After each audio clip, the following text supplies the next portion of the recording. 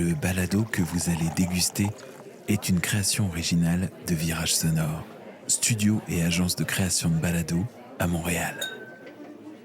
Bonjour, vous écoutez L'Appel du Nature, un balado sur le vin nature à Montréal et ses environs, animé et réalisé par Valérie Lefebvre et produit par le studio Virage Sonore. L'épisode que vous allez écouter fait partie de la première saison, enregistrée en 2019-2020 pour Choc.ca.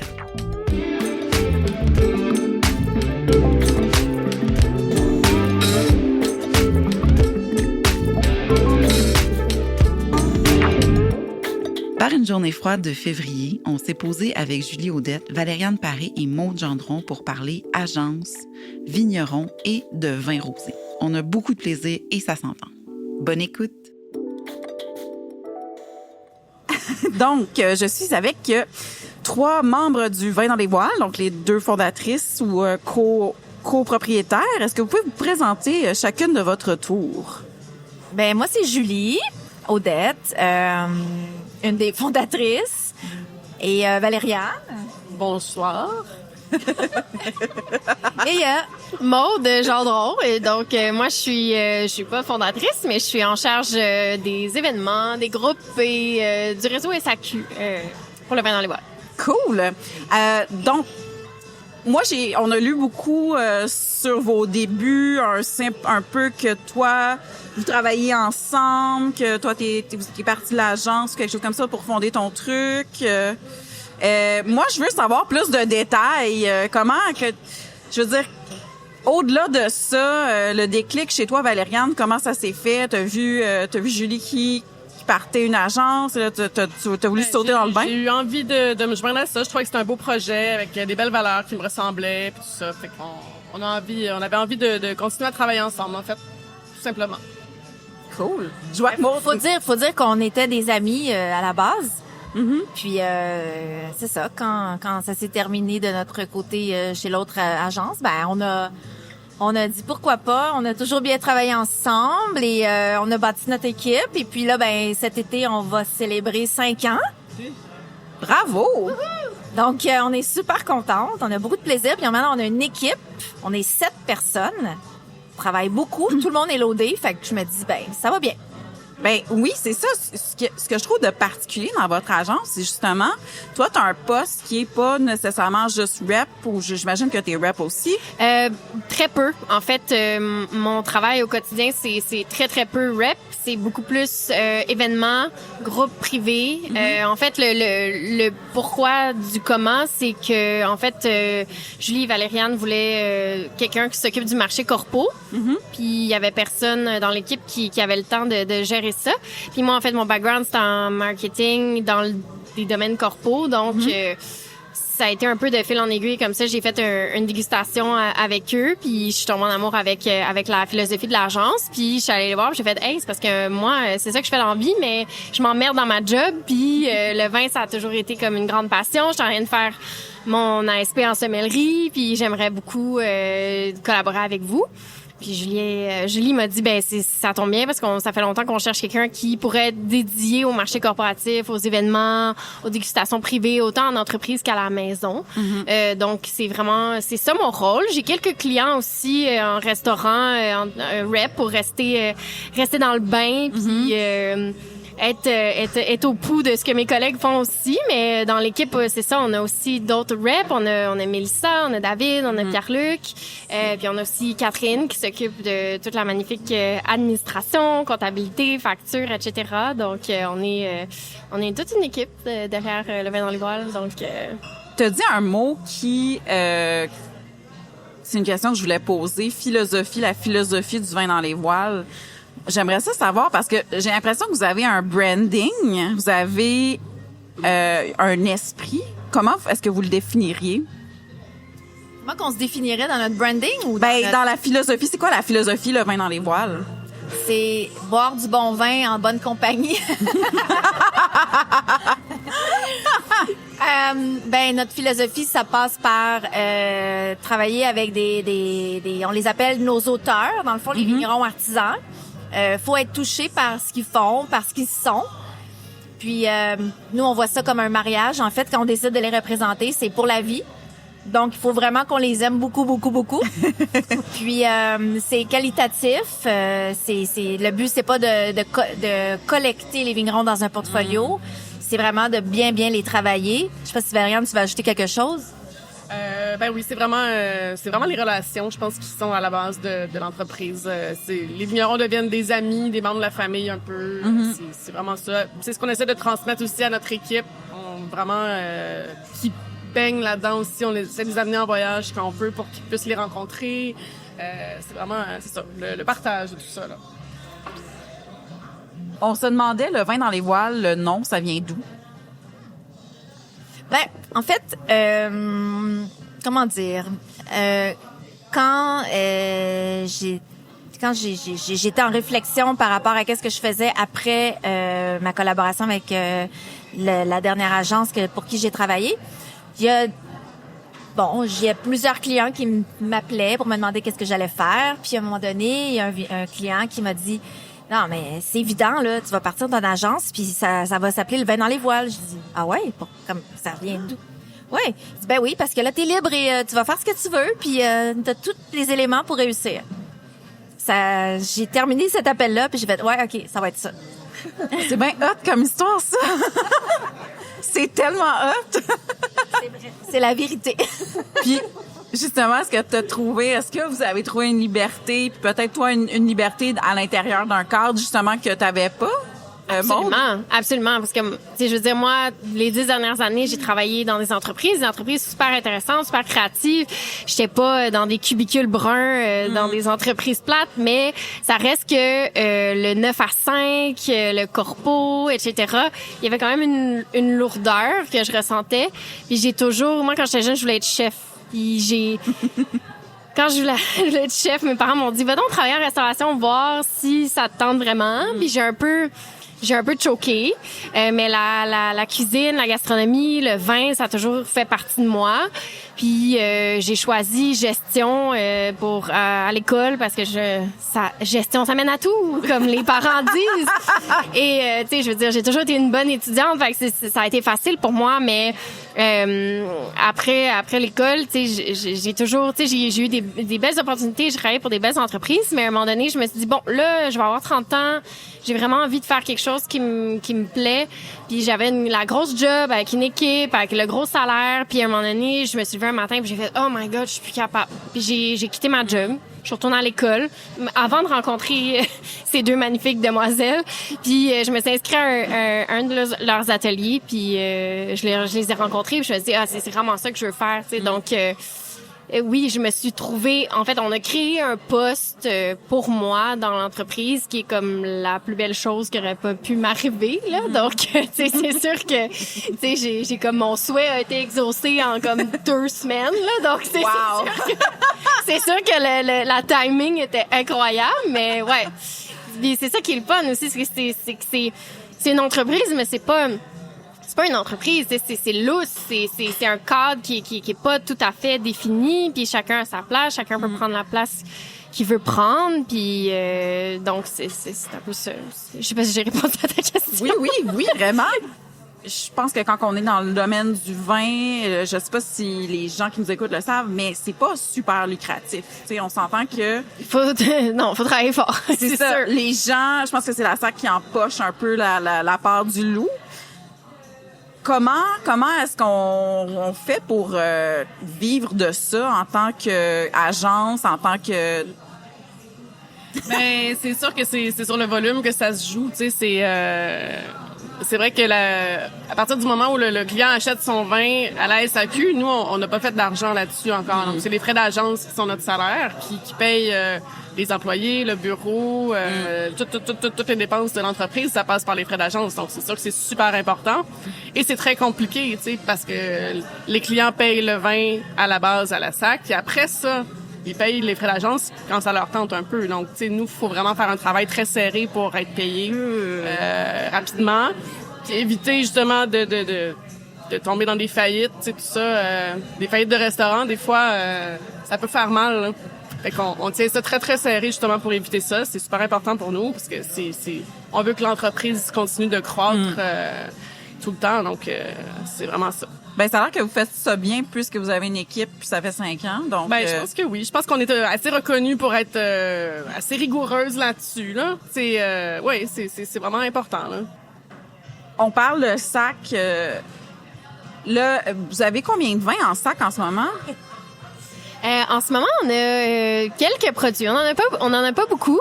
Un de mes mandats, justement, c'est de faire croître ça. Justement, je sors de meeting avec Valériane pour un plan de match par rapport à ça. La SAC, c'est un monde, c'est un monde en soi. Je veux dire, c'est une grosse machine et il faut apprendre à la connaître et à l'apprivoiser. En ce moment, on a 3 produits sur les tablettes à la SAQ.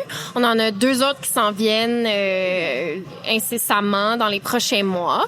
Et notre but aussi, c'est d'en avoir de plus en plus. Idéalement, un jour, peut-être avoir une cuvée par vigneron qu'on représente à la SAQ. C'est sûr que c'est pas toujours possible parce que ça prend certaines quantités. Puis certains vignerons avec qui on travaille font des vins en micro-cuvée. Donc, c'est très difficile de faire entrer des vins à la SAQ parce qu'ils demandent quand même un certain volume.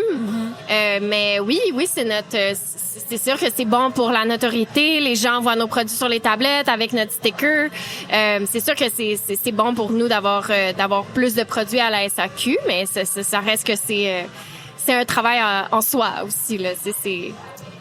Avant de devenir ami avec les vignerons, comment vous avez construit votre portfolio, comment vous entrez en contact, comment vous décidez vous les choisissez, comment vous Je dirais qu'on a été assez chanceuse c'est beaucoup du bouche-à-oreille et des contacts.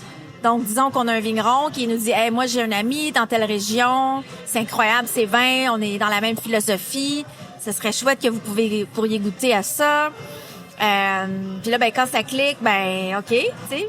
Mais c'est beaucoup... tu sais, on a rarement... Comme on dit, à chaque fois les gens nous demandent « Est-ce que vous cherchez quelque chose présentement? » On dit « On cherche pas, on trouve. » Parce que ça vient à nous. Puis faut pas s'acharner, selon nous. Faut pas chercher à...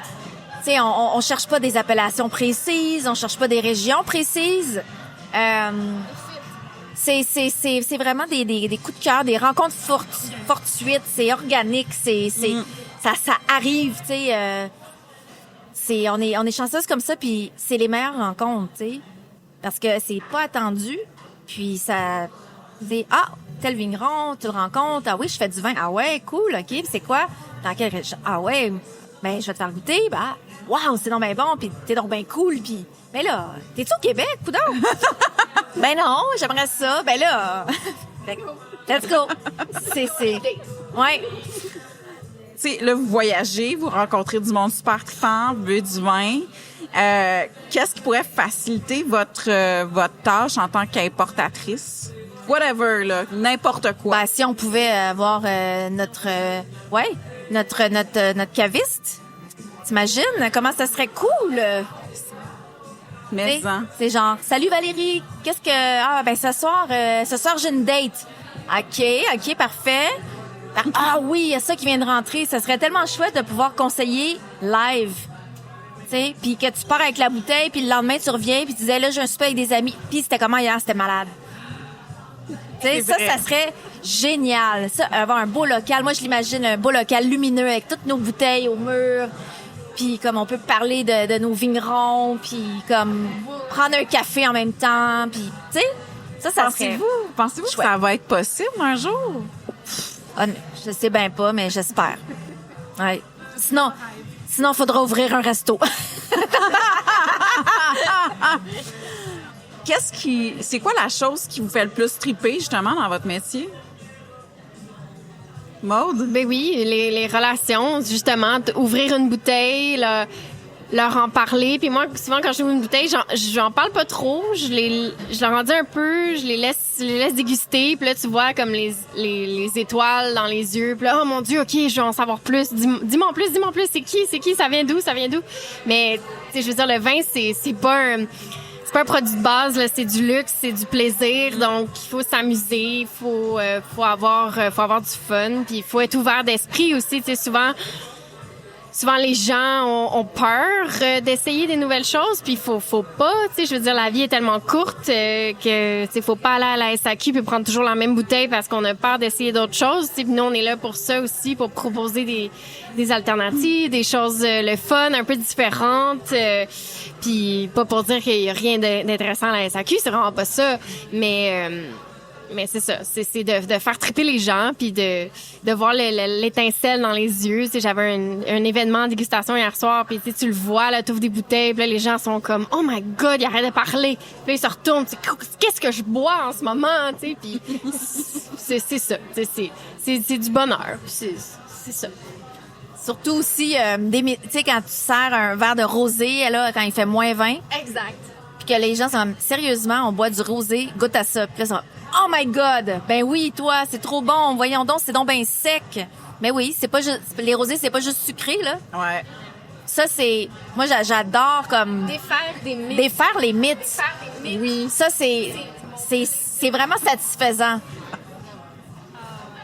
Mais là, vous parlez de rosé, puis je vois, genre, j'ai une vision de rosé. Il fait à peu près ça. On a moins fait 20. une émission sur un podcast l'autre fois 100% sur les rosés, puis je pense qu'il faisait moins 25 cette journée-là. Puis moi, en ce moment, je bois du rosé, de la graisse, puis c'est comme notre plaisir coupable parce qu'on dirait que les gens ont classé le rosé dans produits saisonniers, 2 pieds dans la piscine, il fait 40, puis on met un glaçon dans notre verre, là, ce qui est vraiment pas le cas. Puis nous, on a beaucoup de rosés dans notre portfolio, puis on est rosés foncés, on est rosés de macération, donc ça s'approche quand même lentement d'un rouge léger, là, donc ça se boit très bien en hiver, encore même peut-être plus qu'un blanc, tu sais, parce que ça a des tanins, là. Donc, ouais, défaire des mythes, ça, c'est vraiment quelque chose que j'ai un grand plaisir à faire. Alors, moi, j'ai 2 questions pour toi. Pour moi. Qu'est-ce que tu bois en ce moment et est-ce qu'on met de la glace dans notre rosé? Si Non, c'est correct? jamais. On met jamais de la glace dans un vin. Jamais. Puis on boit jamais un vin à température frigo. Ou on met pas notre vin dans le congélateur. En fait, la température, c'est vraiment important. Souvent, les gens boivent pas le vin à la bonne température. On boit les blancs trop froids. Souvent, les gens mettent le blanc au frigo. Le frigo est à 4 degrés. Un blanc, ça devrait se boire en 10 puis 12. Donc, on est comme vraiment loin de ça. Puis un rouge, ça devrait jamais se boire à température pièce, parce que température pièce, c'est entre 20 et 22. On devrait le boire à 15. Donc, on est tout le temps off un peu. Parce que si le rouge est trop chaud, ça goûte l'alcool. Puis si le blanc est trop froid, ça goûte rien. Donc, faut le sortir du frigo, puis le rouge, il faut le mettre dans le frigo un petit peu avant de le boire. Puis en ce moment, ce que je bois, c'est le patatrava de Ligas, donc un de nos vignerons qu'on affectionne particulièrement en Grèce, dans le nord de la Grèce, dans la région de Pella. Donc, si vous êtes attentif, vous aurez des super produits de ce domaine à la SAQ dans les prochains mois. Donc, voilà. Oh my God! Scoop! Oh my God!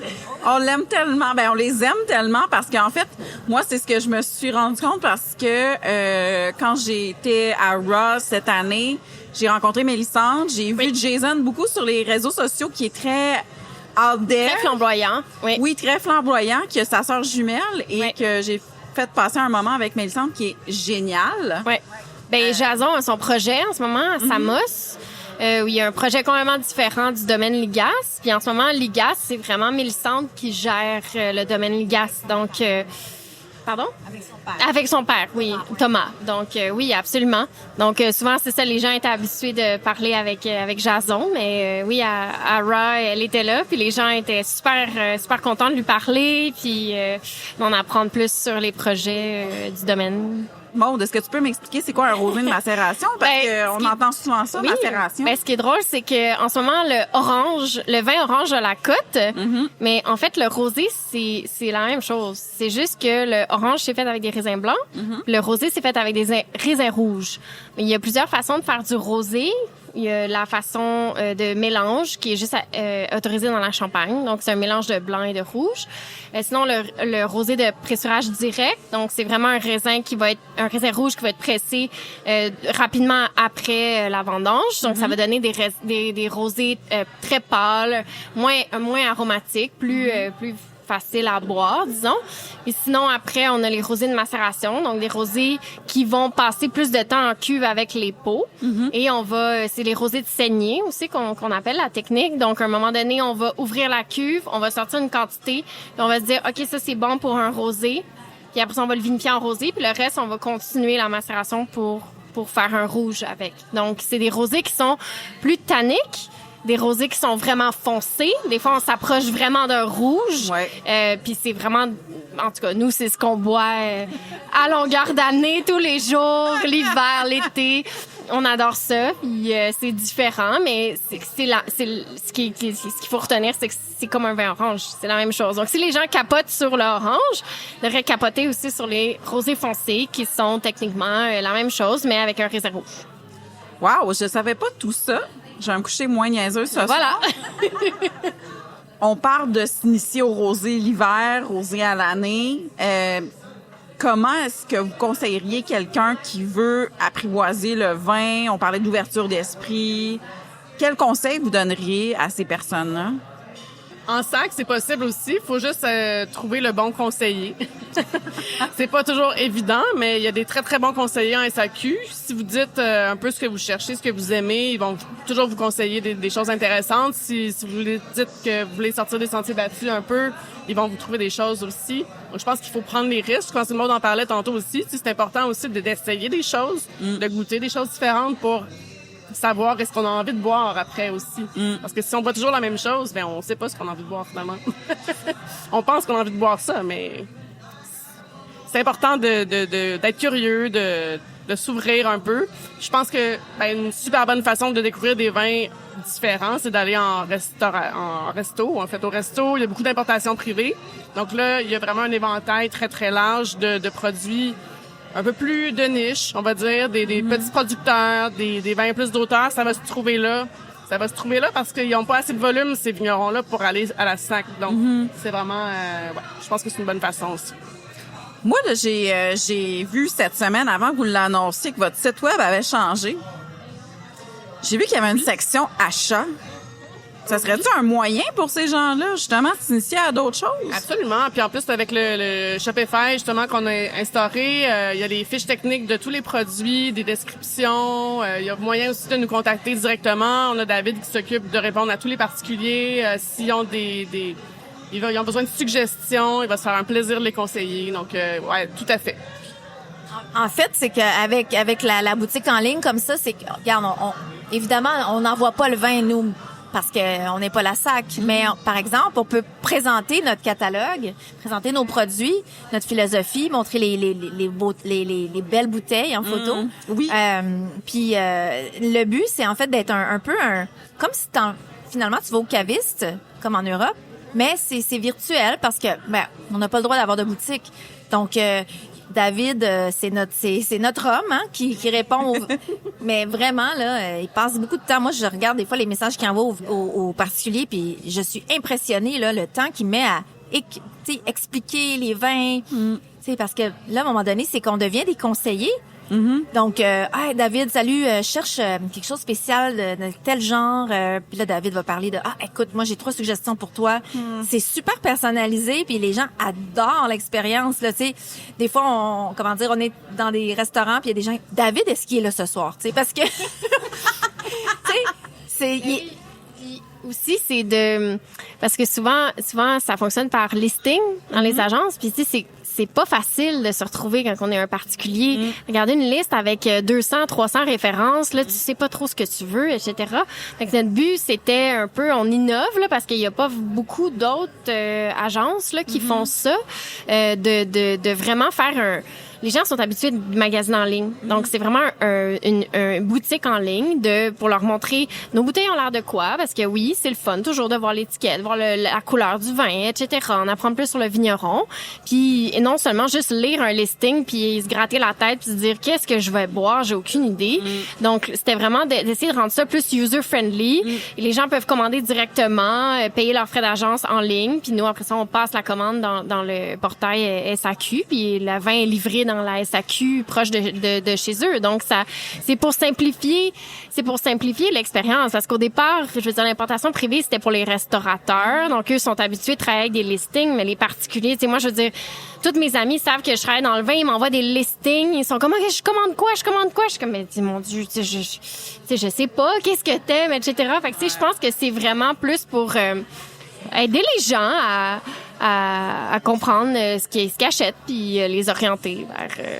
Et aussi, c'est que des fois, les gens, ils ont bu quelque chose en restaurant, au restaurant, puis ben, là, c'est ça, c'est exactement cette bouteille. Des fois, tu te souviens pas du nom ou quoi, mais tu sais que t'as vu le sticker, là, tu sais, la petite pastille qu'on met, et là, tu retrouves la bouteille sur le site en ligne, puis c'est ça, c'est exactement ça. Oui, j'en commande. Donc, c'est de donner un support visuel, puis c'est vraiment juste pour que ça soit plus facile à naviguer à travers le portfolio.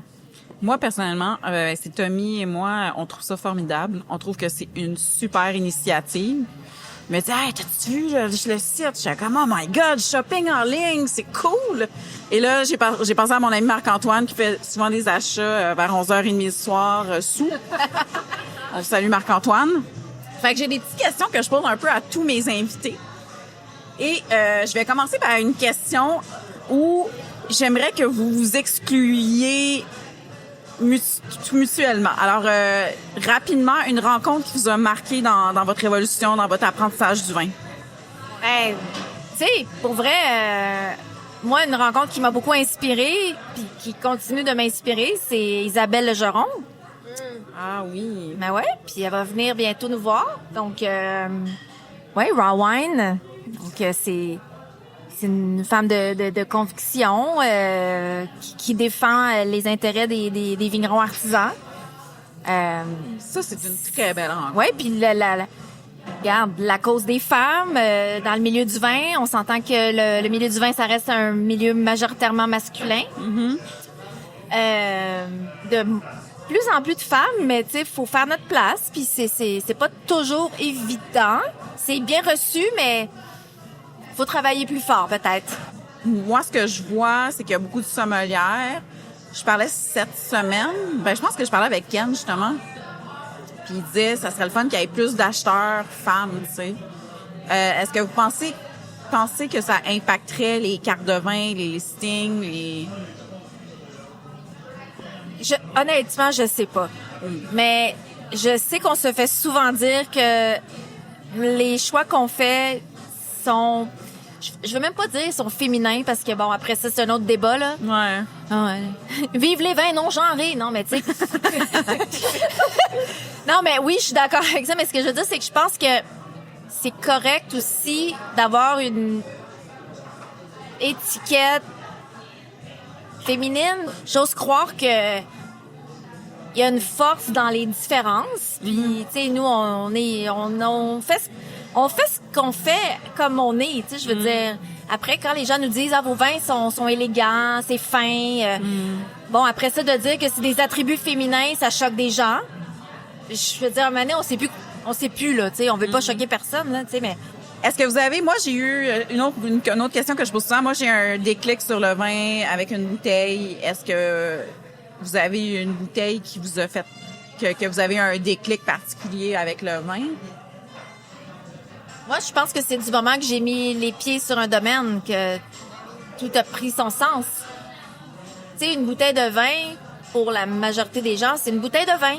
Pour nous, c'est pas ça, là. C'est un bébé, là. C'est, tu sais, comme quand les gens disent, tu sais, t'as-tu du vin chez vous? Ben, ouais. Mais je peux-tu t'en acheter? Ben, c'est mon vin. Mais je veux revenir à quelque chose que tu as dit, Julie, sur du moment que tu mets le pied dans un vignoble. Moi, ça change personnellement ça change ma relation avec le vin, ça change ma relation avec comment je vois la bouteille, comment je vois les produits que ces gens-là sortent. Je pense que ça, c'est important de le souligner. Mais tout part de là. Je veux dire, ce qu'il y a dans la bouteille, ça vient ça vient de la terre, ça vient de la vigne, ça vient du terroir. C'est le vigneron qui a récolté, vendangé. Fait que quand t'as vu ça puis que tu bois le vin, honnêtement, ça peut être le pire millésime de la vie. T'es comme, oui, tu sais, oui, je l'aime tellement. Est-ce que vous avez des choses en sac en ce moment à recommander?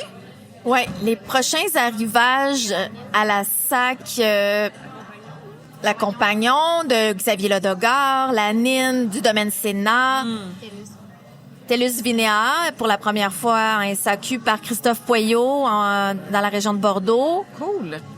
Le Goutournio de Massimiliano Crocci qui va arriver cet été. Donc, on va avoir un été occupé. Oui. Préparez vos barbecues. Oh yeah! Fait que ouais, c'est non, on n'est pas tu sais, on commence là parce que c'est toute une expertise aussi de se concentrer sur le dossier de la SAQ, ça nous intéresse beaucoup, mais fallait qu'on fasse les choses en étapes, tu sais. Puis, qu'est-ce que vous pensez justement? Je vois plein d'arrivages magnifiques à la SAC en ce moment. Il y a une ouverture. Est-ce que c'est juste moi? C'est vraiment, vraiment le fun. Je trouve que la SAQ commence à ouvrir un peu les valves de ce côté-là. Je pense qu'ils ont vu qu'il y avait de la demande, évidemment. Donc, ils sont pas niaiseux, hein. Ils ont vu qu'il y avait de la demande. Ils ont dit, on va y aller, nous autres aussi. Mais c'est le fun parce que ça permet au grand public d'avoir accès à des vins vraiment tripants. Fait que, ouais, c'est vraiment, vraiment le fun. C'est une belle ère en ce moment pour le vin. Mais moins pour nos portefeuilles. Ah, ben là, faut faire des choix. Il y en a qui font des voyages, qui achètent des grosses maisons, des grosses voitures. Il y en a qui achètent du vin. En finissant, on parlait de votre site web. C'est quoi l'adresse? Où est-ce qu'on peut vous trouver? Comment est-ce qu'on peut commander vos vins? Levindanslevoiles.com. Levindanslevoiles.com. J'imagine que sur votre Instagram, vous êtes super active. Moi, je trouve ça super trippant. Facebook. Vous avez des événements? Est-ce que vous en avez qui arrivent? Il y a le Salon de quilles qui s'en vient justement, donc le 23 mars, lundi, à l'Astral, donc en plein cœur du quartier des spectacles. Ça va être super. On a 2 vignerons qui vont être présents, donc Franck Pascal de Domaine du Jean Blanc, à Bergerac, et puis Pascal Chalon en Côte-du-Rhône. Les 2 qui seront là pour la première fois, donc super le fun. Oui. Ne manquez pas ça. Donc, pour le public, il y a des places, je pense, le soir. Allez goûter ça, allez vous initier. Absolument. On sera là, avec toute notre équipe. Ben, on a aussi une programmation d'ateliers qui va être ouvert au grand public qui s'en vient. Donc, on est en train de retravailler la formule, mais pour le printemps, on va avoir des super ateliers aussi disponibles au grand public sur des belles thématiques. Donc, à ne pas manquer, on va le partager sur notre site web et sur nos réseaux sociaux. Oui, et moi, j'adore partager les événements aussi pour que les gens, justement, découvrent le vin. Hey, je vous remercie beaucoup et je vous souhaite un excellent vendredi, tout le monde. Ciao. Vous venez d'écouter L'Appel du Nature, un balado sur le vin nature à Montréal et ses environs, animé et réalisé par Valérie Lefebvre et produit par le studio Virage Sonore. Si vous voulez rien manquer des prochains épisodes, je vous invite à vous abonner au balado sur votre plateforme d'écoute préférée ainsi qu'à la page Instagram.